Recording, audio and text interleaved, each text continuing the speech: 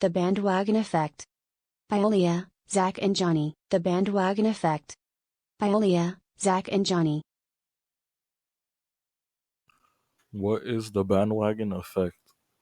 The bandwagon effect is a psychological phenomenon where people do something primarily because other people are doing it, regardless of their own beliefs, which they may ignore or override. The term originates from bandwagons, which were wagons used to carry around a band of people.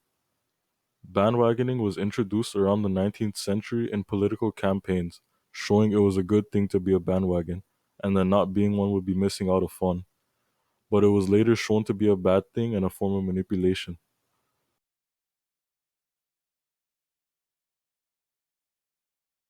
So example one is social media. I picked a model named Summer Rae.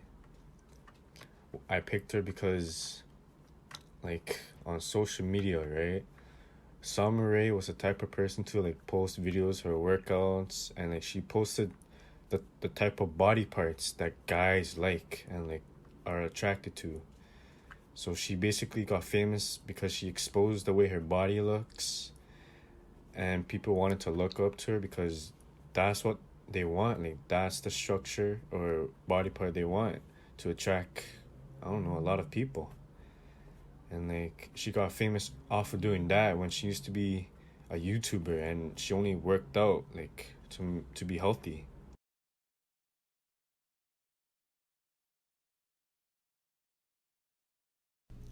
So, for example 2, we chose to do quotes from news articles, and the article we found was How We Lost Our Individuality. In the article, it says, people read stories. They are more likely to be attracted by the ones covered by multiple publications, as this gives a sense that the event is of greater importance.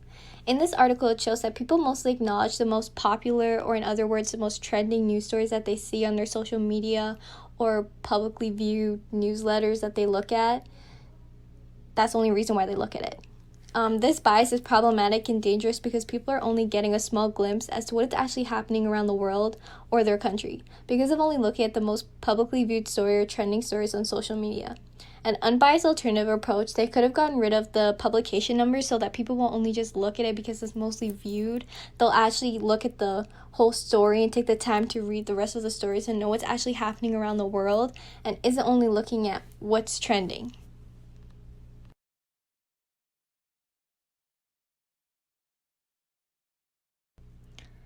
For example 3, we chose to look at headlines for a news article, and the article we found was through CP24, and the headline was called After Ruling K-pop, Blackpink Aim to Take Over Pop World 2.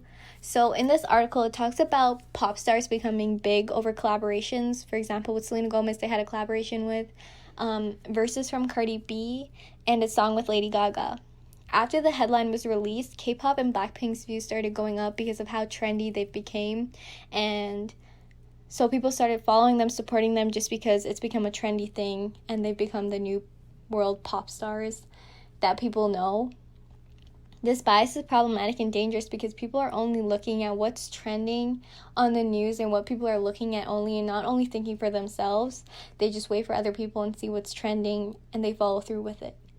An unbiased alternative approach is, instead of publicizing the names in the headline and taking it over and making it seem like they are the new pop stars, they should have just made it more like general and talked about them to a certain extent instead of like their music life and like what makes them the biggest pop star in the world. Like they should have just talked about them in general.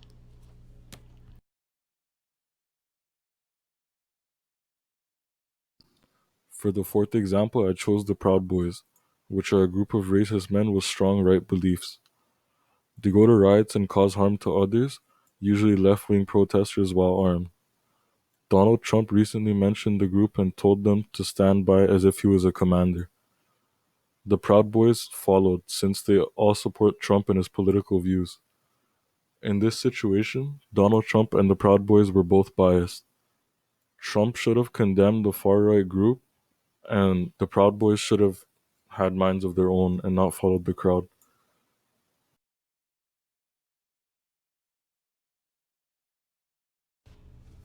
Example 5, We chose to look at clips from TV news productions, and the clip that we found was TikTok celebrities criminally charged after LA house party.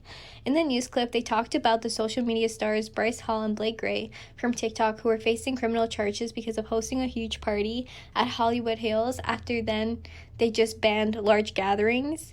Bryce Hall and Blake Gray became more recognized and gained more followers on their Twitter, Instagram, TikTok, YouTube, whatever app they have that followers can follow them on. They became more recognized because of being on the news and being what was trending on social media. This bias is problematic and dangerous because people only recognize other people because they were on the news or they were trending on a certain app. And people only follow with what is trending and popular on social media and don't really look at who the person is in general and who they are just because they're what's the new it thing on the internet. They look at them and think, oh yeah, I like them, and they follow them. When in actuality, that's not how it really works. An unbiased alternative approach is instead of saying they're TikTok celebrities, they could have just said 2 TikTok social media influencers has been charged with criminal charges and making it more subtle and general instead of blowing it up.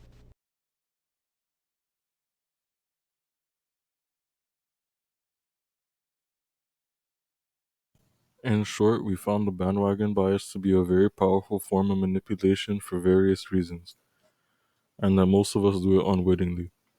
Whether it be in the news or on social media or speeches from famous people, we tend to follow the crowd to feel safe socially.